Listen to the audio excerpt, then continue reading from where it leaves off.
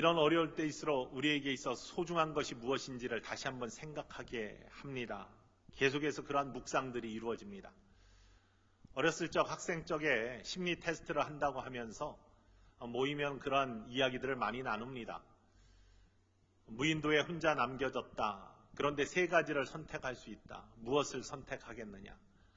무인도에서 혼자 평생을 살아가려면 어떤 것을 가지고 살아가겠느냐? 세 가지 선택을 해라. 이런 겁니다. 그 사람이 가치 있게 생각하는 것들을 보여주는 그러한 질문이죠. 대부분 학생 시절에 이루어지기 때문에 나는 친구가 있었으면 좋겠다. 아니면 믿음 좋은 친구들은 성경책은 빼놓을 수 없다. 이런 이야기들을 많이 합니다. 근데 어떤 친구들은 텔레비전이다. 요즘 같으면 아마 핸드폰은 꼭 있어야 된다. 터지지 않을 것 같은데 그럼에도 불구하고 핸드폰은 나에게 꼭 있어야 된다. 이러한 게임 좋아하는 청소년들은 나는 게임할 수 있는 도구는 있어야 된다. 이렇게 이야기를 하겠죠.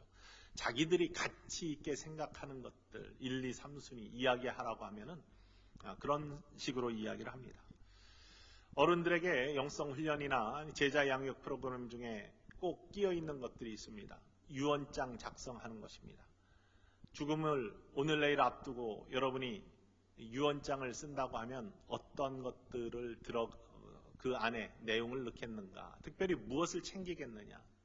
거기에는 자신이 소중하게 생각하는 것들을 드러낼 수 있는 기회입니다. 정말로 죽음을 앞두었다 생각할 때 내가 꼭 챙겨야 될 것이 무엇인지 대부분의 사람들이 가족을 가장 먼저 생각하는 것을 바라볼 수 있습니다. 어떤 사람들은 죽으면 내 관에 꼭 십자가를 넣어주세요. 이렇게 쓰는 사람들도 있습니다. 많습니다. 구원의 상징, 또 구원받고 싶어하는 마음, 또 천국에 대한 소망들이 담겨 있는 것이죠. 남미의 나라들에 가면은 제가 가서 그러니까 나라를 방문한 적이 있지만 직접 눈으로 확인은 못했지만 이야기에서 읽은 적이 있는데 남미에 가면 공동묘지에 그런 비석들이 쭉 세워져 있는데 태어난 연도와 죽은 연도 이것은 어느 나라에 가도 다 이렇게 적혀져 있습니다. 그런데 태어난 나라 연도 위에 남미의 비석에는 별이 그려져 있고 죽은 연도 위에는 십자가가 그려져 있답니다. 그러면서 그 글에서는 아마도 태어났을 때는 모든 사람들이 우러러보는 스타가 되고 싶었는데 죽을 때에는 그런 것들이 부질없다는 것을 깨달으면서 십자가의 구원의 은총을 바라는 천국을 소망하는 마음이 비석에 담기지 않았겠느냐라고 그렇게 이야기하는 것을 들을 수 있습니다. 오늘 말씀 천국에 대한 말씀입니다. 하나님 나라에 대한 말씀입니다. 무엇이 정말로 인생에 있어서 소중한 것인지를 예수님께서 드러내신 말씀입니다. 마태복음 13장은 천국 비유로 가득 차 있습니다. 예수님께서 인생에 있어서 가장 중요한 보화가 무엇인지를 선포하시는 말씀으로 가득 차 있는데 오늘 본문 말씀 마태복음 13장 44절 말씀 다시 한번 보기로 원합니다. 천국은 마치 밭에 감추인 보화 같으니 사람이 이를 발견한 후 숨겨두고 기뻐하며 돌아가서 자기의 소유를 다 팔아 그 밭을 사느니라 이렇게 되어 있습니다. 감추인 보화 같은 것이 천국인데 이것을 발견하면 다시 숨겨두고 기뻐하면서 돌아가서 자기의 소유를 다 팔아서 그 밭을 사 그 귀중한 보화를 내 것으로 만드는 것 이게 천국이다.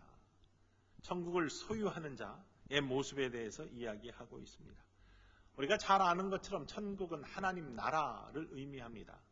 하나님 나라는 여러 가지로 이야기되지만 성경에는 세 가지 모습으로 나타나고 있습니다. 하나님의 통치가 이루어지는 곳, 하나님의 뜻이 드러나는 곳, 다시 말하면 이 땅에서 하나님의 의가 드러나고 하나님의 사랑이 드러나는 곳, 그곳이 바로 천국입니다.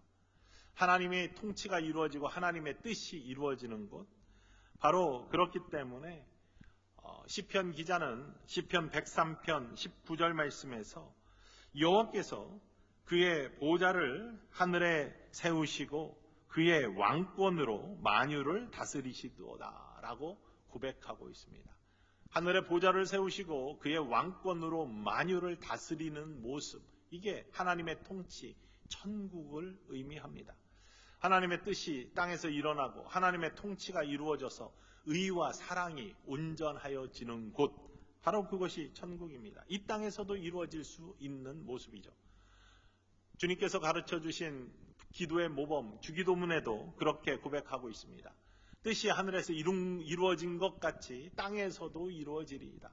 하늘의 뜻이 땅에 이루어지는 모습, 그곳이 천국이다. 하나님의 뜻이 이루어지는 곳, 통치가 이루어지는 곳. 그런데 땅에서의 하나님 나라는 완전하지가 않습니다. 왜냐하면 그곳엔 언제나 악이 틈새가 있고 사단이 도전할 그러한 기회들이 있기 때문입니다. 아직도 죄의 본성이 남아있기 때문에 언제나 흔들릴 수 있는 왕국이 땅의 왕국이고, 그곳에는 완전한 하나님 나라가 이루어지지 않습니다. 언제까지? 예수 그리스도께서 다시 오실 때까지는. 두 번째는 하나님 나라는 우리 마음 안에 있다라고 고백을 하고 있죠. 예수님께서 그렇게 선포하십니다. 누가복음 17장 20절과 21절의 말씀에서 바리새인들이 묻습니다. 바리새인들이 하나님의 나라가 어느 때에 임하리이까 묻거늘 예수께서 대답하여 이르시되 하나님의 나라는 볼 수 있게 임하는 것이 아니요 또 여기 있다 저기 있다 하지도 못하리니 하나님의 나라는 너희 안에 있느니라 라고 말씀하십니다. 하나님 나라는 볼 수 있게 임하는 것이 아니다. 볼 수 있는 것이 아니다. 그리고 여기 있다 저기 있다, 공간의 개념이 아니다. 어떤 별나라에 있는 것이 아니다. 그러면서 너희 안에 있는 것이다. 다시 말하면 신비하다라는 것을 의미하면서 우리 안에 있는 의와 평강과 희락, 사도 바울 선생님은 로마서 14장 17절 말씀에서 이를 분명하게 고백하는데, 하나님의 나라는 먹는 것과 마시는 것이 아니요 오직 성령 안에 있는 의와 평강과 희락이니라 라고 고백을 합니다. 우리 안에 의와 평강과 희락이 성령의 충만함 가운데 이루어지는 모습. 그런데 우리의 마음이 이렇게 온전하게 유지가 되면은 하나님 나라가 이 안에 이루어지는데, 기쁨과 즐거움과 온전한 평안과 하나님의 의로 가득 찬 그런 것들이 지속될 수 있다면 가장 좋겠지만 우리의 마음은 연약한 곳이에요. 그래서 변덕이 심합니다. 이랬다 저랬다 합니다. 큰 집회에 참여하여 은혜 받은 사람들 성령 충만하다고 하는데 며칠 지나면은 성령 빈약해지는 거 발견할 수 있습니다. 이렇게 하나님의 나라가 우리 안에 일어나는 것도 온전하지 못합니다. 왔다 갔다 합니다. 그러면 언제 하나님 나라는 온전할까? 정말 변하지 않는 보화, 그것 자체일까? 그것은 우리가 죽어서 가는 천국, 그것이 어디인지 몰라요. 공간이 아니니까. 그렇지만 그 신비한 곳, 그곳에 우리는 반드시 간다라는 것이 성경의 고백이고 우리의 믿음의 고백입니다. 뿐만 아니라 예수 그리스도께서 다시 오시는 날 하나님의 완전한 통치가 이 땅과 모든 세계 만방에 이루어짐으로 말미암아, 전 우주에 가득함으로 말미암아 거기에는 더 이상 죄악이 없고 사단이 완전히 소멸되며 하나님의 뜻과 의만 남아있는 나라. 그래서 그곳에는 고통도 더 이상 없고 눈물도 없고 거기에는 시험도 없고 오직 평강과 함께 하나님을 예배하는 찬미의 제사만 있는 곳, 바로 계시록에서는 하나님 나라 예수님이 다시 오실 때 이루어질 하나님의 통치에 대해서 그렇게 고백을 하고 있습니다. 그것을 가장 짧게 고백한 것이 요한계시록 21장 4절 말씀인데 이렇게 고백하고 있습니다. 우리 가정에서도 화면 보면서 함께 읽었으면 좋겠습니다. 모든 눈물을 그 눈에서 닦아주시니 다시는 사망이 없고 애통하는 것이나 곡하는 것이나 아픈 것이 다시 있지 아니하리니 처음 것들이 다 지나갔음이니라. 아멘. 사망이 없습니다. 곡하는 것이 없습니다. 눈물이 없습니다. 애통함이 없습니다. 그러면서 온전한 하나님의 나라가 이루어지는 곳, 바로 그곳이 가장 귀한 보화인 천국의 모습입니다. 눈물도 없고 해함도 없고 상함도 없고 고통도 없고 온전한 안전한 그러한 모습과 평강만이 임하는 곳, 바로 그러한 곳이 하나님 나라이고 바로 그것을 우리가 꿈꾸고 있습니다. 기다리고 있습니다. 그런데 그것은 보이지 않습니다. 감추어져 있습니다. 그렇기 때문에 감추어져 있기 때문에 많은 사람들이 바라보지 않으려고 합니다. 사람들은 눈에 보이는 것에 익숙해 있기 때문에 감추어져 있는 것에 대해서 관심이 별로 없습니다. 그러나 역사 속에서도 자기가 아는 것만이 전부인 것이 아니라는 것을 드러내주는 사건들이 너무나 많습니다. 13세기에 이탈리아의 탐험가였던 마르코 폴로는 동방을 열심히 탐험했습니다. 중국에서 17년을 살면서 주변의 동방의 국가들을 많이 이리저리 다니면서 체험한 것들을 기록한 책이 동방견문록입니다. 동방견문록에 보면은 수많은 그 당시에 유럽 사람들이 보면 믿겨지지 않을 만한 그러한 모습들이 많이 나와 있죠. 사람들은 처음에 그것을 믿으려 하지 않았습니다. 이것은 분명히 상상 속에서 일어난 일들을 기록한 것이다. 이렇게 생각을 했습니다. 마지막 마르코 폴로가 임종 중에 있을 때 친구들이 찾아왔습니다. 그의 죽음이 안타까워서 찾아온 게 아니었습니다. 와서 죽음 이전에 마르코 폴로에게 다짜고짜 묻습니다. 야, 솔직히 이야기해줘. 진실을 이야기해줘. 내가 기록한 이 동방견문록, 아시아 쪽에 있는 나라들 이거 사실이냐? 이런 나라가 있어? 너 상상 속에서 기록한 거지? 진실을 말해봐. 자기가 보지 못한 것에 대해서는 믿어지지 아니하는 그런 모습을 인간의 본성 속에 갖고 있기 때문에 마르코 폴로는 담대하게 이야기합니다. 내가 본 것과 들은 것을 기록한 것이 이 책이다. 나는 본 것의 반도 기록하지 못했다. 이러한 나라가 너희가 보지 못했다고 해서 없는 것이 아니다. 하나님 나라가 우리가 경험하지 못했다고 해서 없는 것이 아닙니다. 하나님 나라는 성경 속의 약속의 말씀이고 하나님께서 우리에게 예비해 놓으신, 예수님께서 내가 처소를 예비하러 간다라고 분명하게 말씀하신, 내가 다시 와서 너희를 데리고 나의 예비된 처소로 가겠다라고 말씀하신 준비된 곳임을 믿으시기를 간절히 소망합니다. 바로 이러한 중요한 곳, 보화 같은 곳, 이 보화를 찾아야 되는데 보화를 찾으려고 하는 사람들이 세상에 많지 않습니다. 사실은 소풍을 가가지고 어렸을 때 보물찾기라 하면은 보물찾기가 별거 아니잖아요. 여기저기 숨겨져 있는 나무 위에 아니면 풀 속에 숨겨져 있는 종이 조각 찾는 게 보물찾기입니다. 그게 보물이 아니잖아요. 근데 보물이라 생각하면서 그걸 열심히 찾습니다. 아주 눈을 부릅뜨고 찾습니다. 그러다 하나라도 찾으면 막 좋아가지고 야, 나 찾았다 하면서 소리칩니다. 그게 뭐라고? 그 안에 물론 상품이 쓰여져 있습니다. 어떤 것은 꽝 이렇게 써있기도 합니다. 그런데 그 상품이 대단한 거냐? 그렇지 않습니다. 그런데 그것을 보물이라고 찾아서 좋아하고 두세 개 찾은 사람은 우쭐댑니다. 나 여러 개 찾았으니까 하나 줄까? 하면서 못 찾은 사람 약 올리기도 하고 또 그 마음 위로하기도 하고 이러면서 아무것도 아닌 보물이라고 하는 이름 하나 가지고 그렇게 즐거워하는 모습들, 보물찾기이죠. 진짜 보물이 숨겨져 있다면 여러분 그걸 찾아내야 되는데 종이 조각이 아니라 영원한 생명이 있는 하나님의 온전한 평화가 있는 하늘나라가 나에게 예비되어 있고 그것을 찾아내야 된다면 찾아야 되는데 사람들은 찾으려 하지 않습니다. 왜냐하면 보이지 않기 때문에, 찾기 힘들기 때문에. 찾은 사람들은 오늘 말씀처럼 기뻐합니다. 기뻐하면서 그것을 소유하기 위해 최선을 다합니다. 자기의 보화, 자기가 갖고 있는 소유 다 팔아서라도 그 보화를 소유하기 위해서 최선을 다하는데 찾지 못한 사람들은 관심이 없는 것이죠. 그리고 찾으려 하지 않습니다. 그것들을 발견하게 해줄 수 있는 모습이 먼저 찾은 사람의 모습이 되어야 되겠죠. 우리 천성의 식구 중에는 이 천국의 보화를 미리 발견한 사람들은 기뻐하면서 이 천국의 보화를 소유하기 위해 이 땅의 삶에 여러분이 가지고 있는 모든 것들을 다 팔아서라도 모두 다 소진해서라도 그 보화를 소유할 수 있는 사람들이 되시기를 주님의 이름으로 간절히 축원을 드립니다.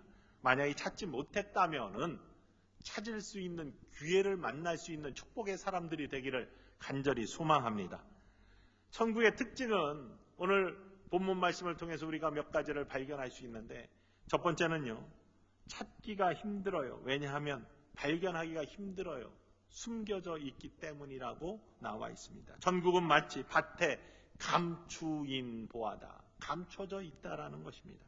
감춰져 있기 때문에, 보이지 않기 때문에 찾기가 힘듭니다. 왜냐하면 사람들은 눈에 보이는 것에 집중하기 때문이죠.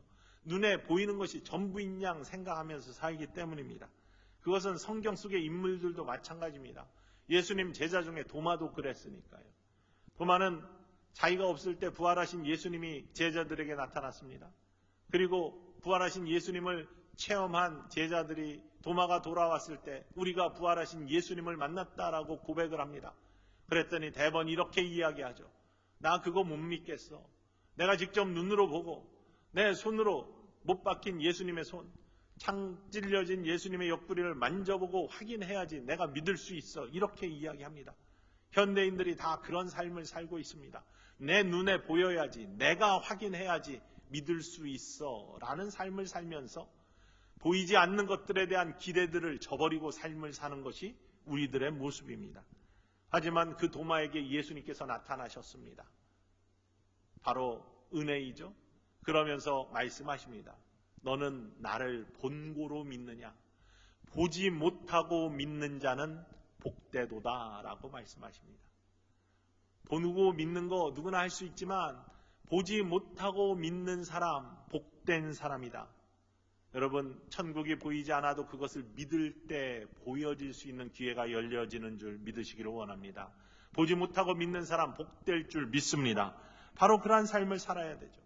우리는 너무 눈에 보이는 거에 집착하며 삶을 삽니다.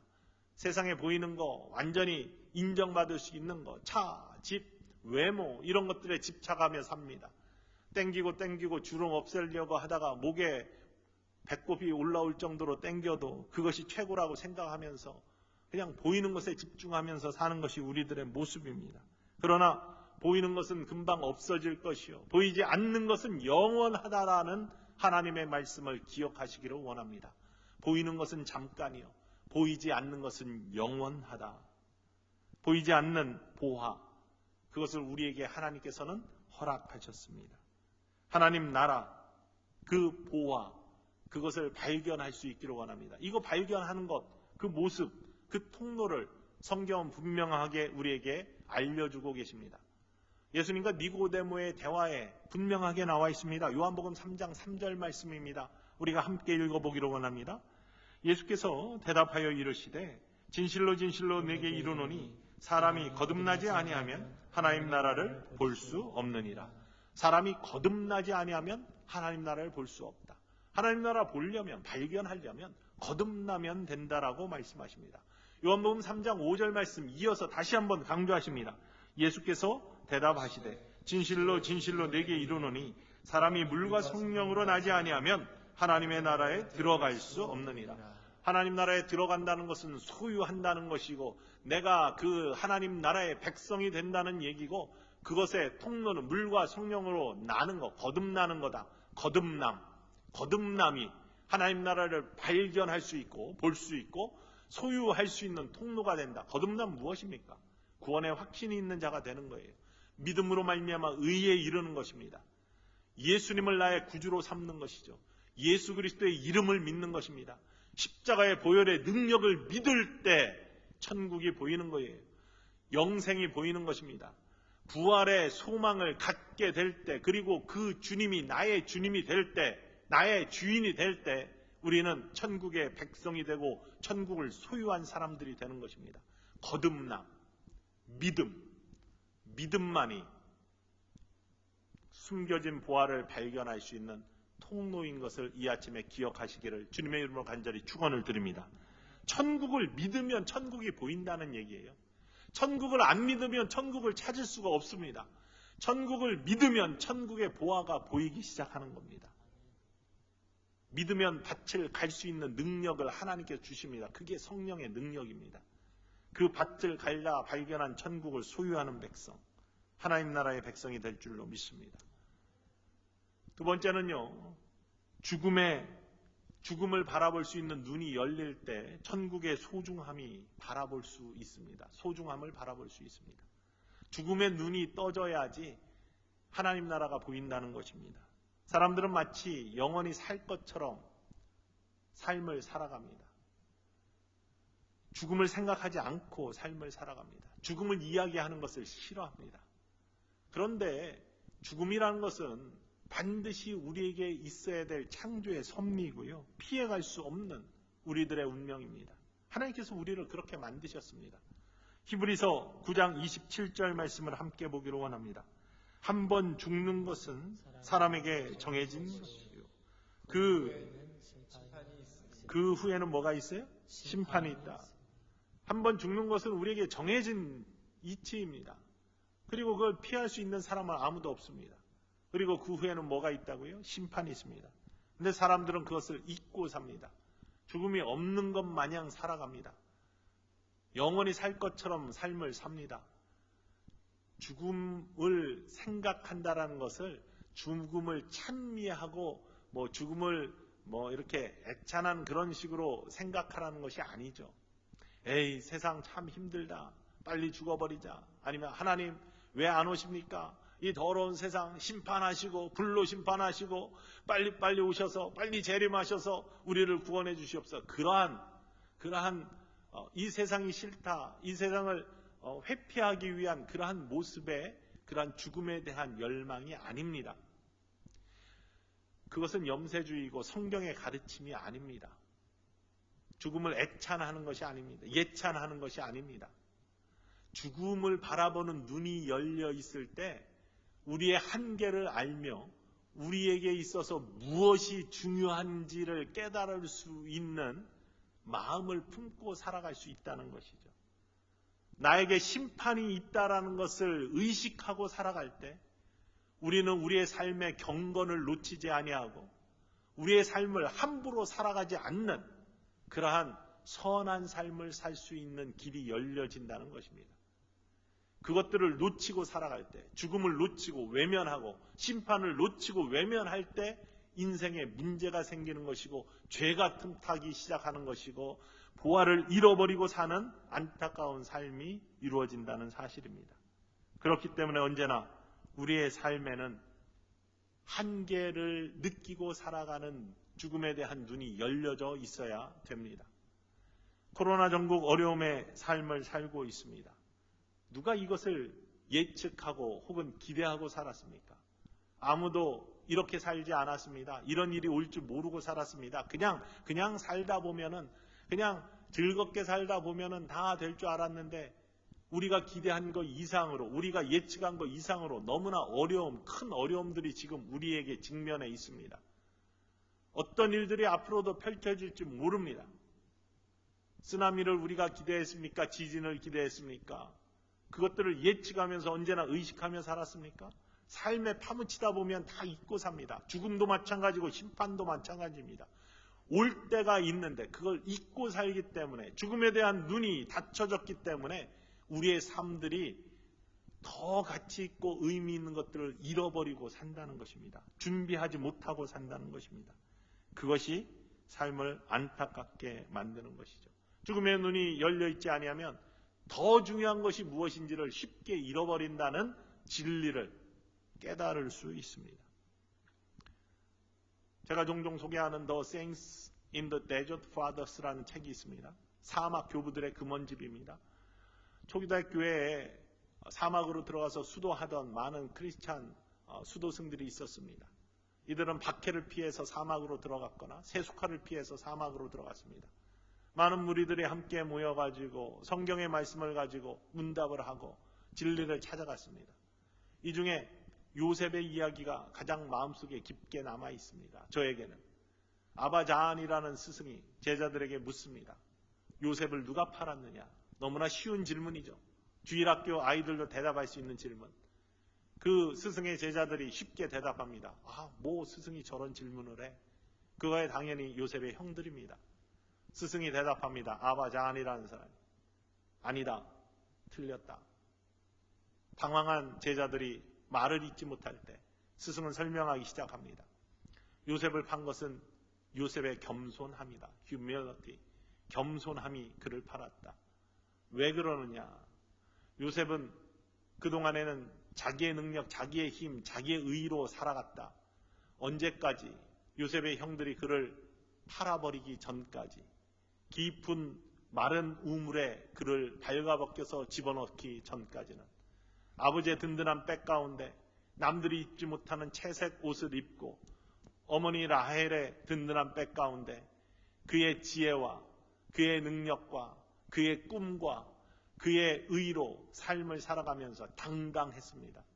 형들 앞에서 당당하고 형들이 잘못한 걸 아버지한테 이르고 모든 것들이 자기 중심적으로 돌아가는 의의 삶을 살았습니다. 모든 것들이 자기가 하면 되는 것처럼 느끼며 살았죠. 그게 삶의 동력이었어요. 그런데 아버지의 심부름의 형들을 찾아갔다가 그만 형들이 저를 죽이자 라는 그러한 모의에 빠져서 채색 옷도 빼앗겨 버리고 아무것도 아닌 빼앗겨 버리면 아무것도 아닌 것들을 당당하게 입었었는데 빼앗기니까 그만인 것들 뿐만 아니라 아버지의 백이 어디에 거기에 미칩니까? 어머니의 사랑이 어떻게 거기에 미칩니까? 자기의 지혜 아무 소용이 없습니다. 힘에 의해서 다 벌거벗겨서 죽음이 있는 물이 없다는 것은 죽음이 있는 깊은 웅덩이에 형들이 집어넣었을 때 그는 죽음 앞에 직면하면서 나의 삶에 내가 가지고 의지했던 것들이 아무것도 아니구나. 한순간에 날아가 버리는 것들이구나. 이것들이 나를 지켜주지 못하는구나. 이것들을 의지하며 살았던 내 삶은 소용없는 삶이었구나. 그러면 나에게 무엇이 남아있냐? 하나님밖에 없구나. 하나님이 나를 구원해 주시면 이라는 마음을 품기 시작하는 것이죠. 죽음을 바라보는 눈이 열릴 때 더 중요한 것이 무엇인지, 이전까지 의지하며 살았던 것이 아무 소용이 없고 정말 의지하며 살아야 될 것, 정말 중요한 것이 무엇인지를 깨닫게 된다는 것입니다. 그래서 요셉은 형들이 꺼내서 상인한테 팔았을 때 저항할 수 있었지만 저항하지 않았습니다.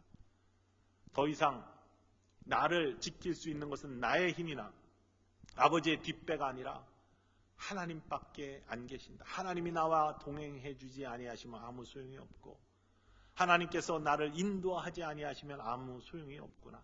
나의 생명은 하나님께 달려 있구나.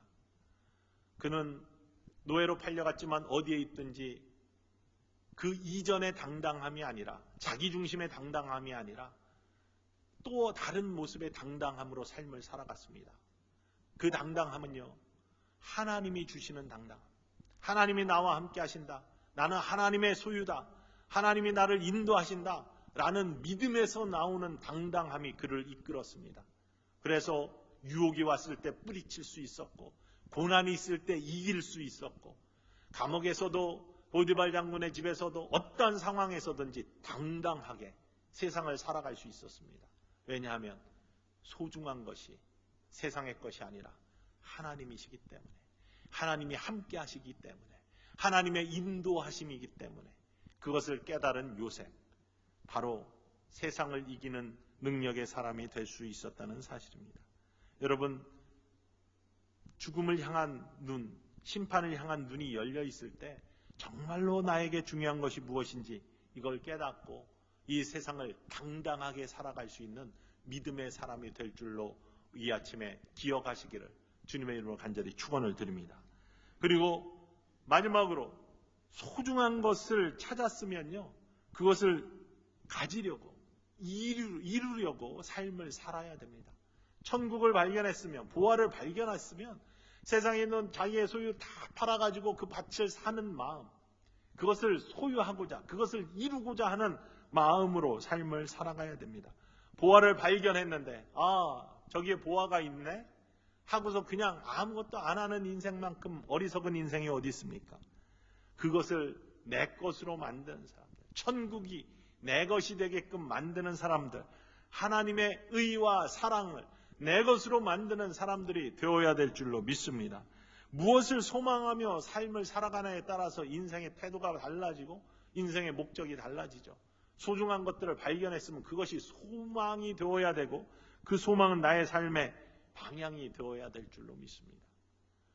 유기성 목사님이 쓴 예수님의 사람 제자형 책에 이런 이야기가 나옵니다. 1950년대 초 전쟁이 끝날 무렵에 강원도 살골짜기 정말 못 살던 시절 상수라는 아이가 있었습니다. 어린아이였습니다.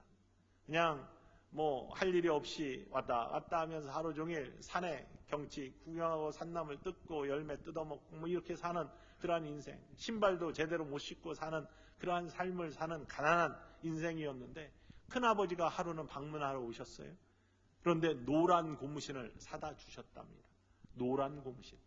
그 당시는 검정 고무신만 신어도 굉장한 거예요. 흰 고무신은 굉장한 부자만 신을 수 있었던 시절입니다. 여러분 흰 고무신 신어본 기억들 어르신들 다 있을 겁니다.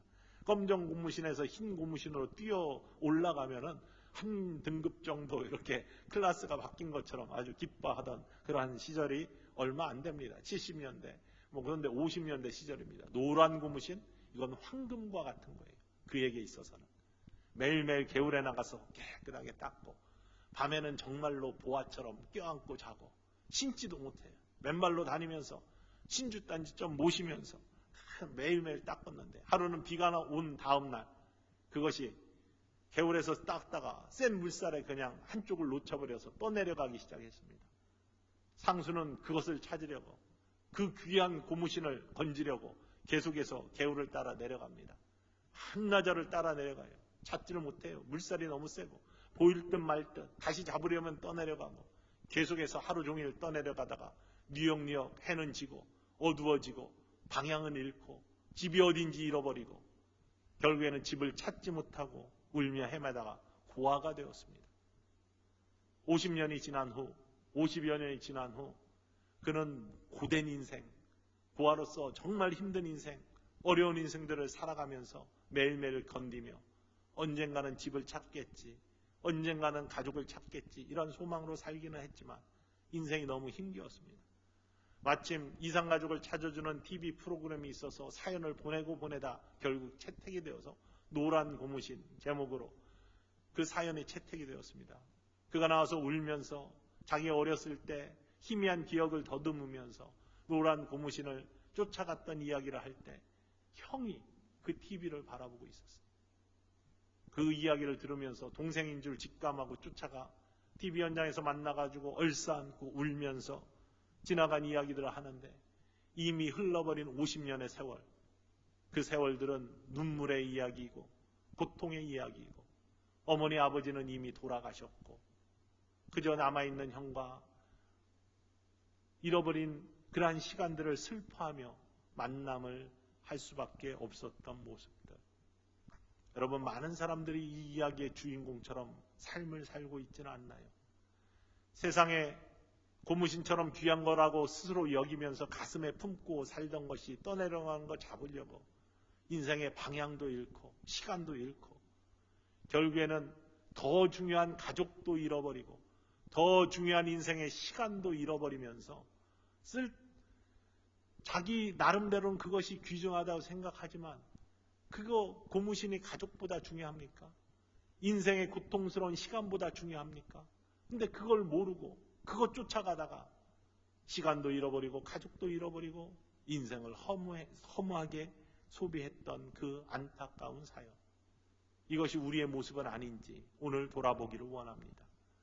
없어질 거, 눈에 보이는 거 이거 쫓다가 영원한 하나님 나라 더 귀중한 거 보아 발견하고도 소유하지 못하는 안타까운 인생이 되지는 않는지 오늘 우리가 이러한 우리의 모습들을 돌아보면서 정말로 귀중한 것이 무엇인지를 다시 한번 확인하고 감추어진 보아 믿음으로 발견한 하나님 나라 소유하는 백성이 되기를 주님의 이름으로 간절히 축원을 드립니다. 코로나 전국 일상이 소중하다라고 다들 고백합니다. 그런데 이 전국을 지나면서 여러분 깨닫는 거 없습니까? 일상의 소중함을 깨닫는 것처럼요. 일상이 아닌 것들이 언제든지 닥칠 수 있다는 것도 깨달으시기를 원합니다. 일상이 보장된 게 아니라는 거예요. 하나님이 함께하지 아니하시면 하나님이 허락지 아니하시면 성을 파수꾼이 아무리 지켜도 하나님이 함께하지 아니하시면 그 성은 함락됩니다. 건축자가 아무리 건축을 하더라도 하나님이 함께하지 아니하시면 그 건축이 언제 무너질지 모르는 겁니다. 우리가 세우는 인생의 모든 것들 하나님이 함께 하시는 것이 되기를 주님의 이름으로 축원을 드립니다. 그리고 그것들이 하나님께 영광이 되기를 원합니다. 정말로 중요한 것은요, 우리가 중요하게 여기는 것들, 재화들, 이런 것들이 문제가 아니라 더 중요한 것들을 소유할 수 있는 사람이 되는 것. 소유하려면은 발견해야 되고, 발견하기 위해서는 먼저 우리의 한계를 인정해야 됩니다. 죽음을 바라보는 눈, 심판을 바라보는 눈이 언제나 열려 있어야 됩니다. 영적인 awakeness, 영적인 깨어있음입니다. 이게 없이는 우리가 그거 발견할 수가 없습니다. 뿐만 아니라 소중한 것들을 찾았으면 소유하시기를 원합니다. 하나님의 소유된 백성, 여러분이 되시기를 이 아침에 주님의 이름으로 간절히 축원을 드립니다.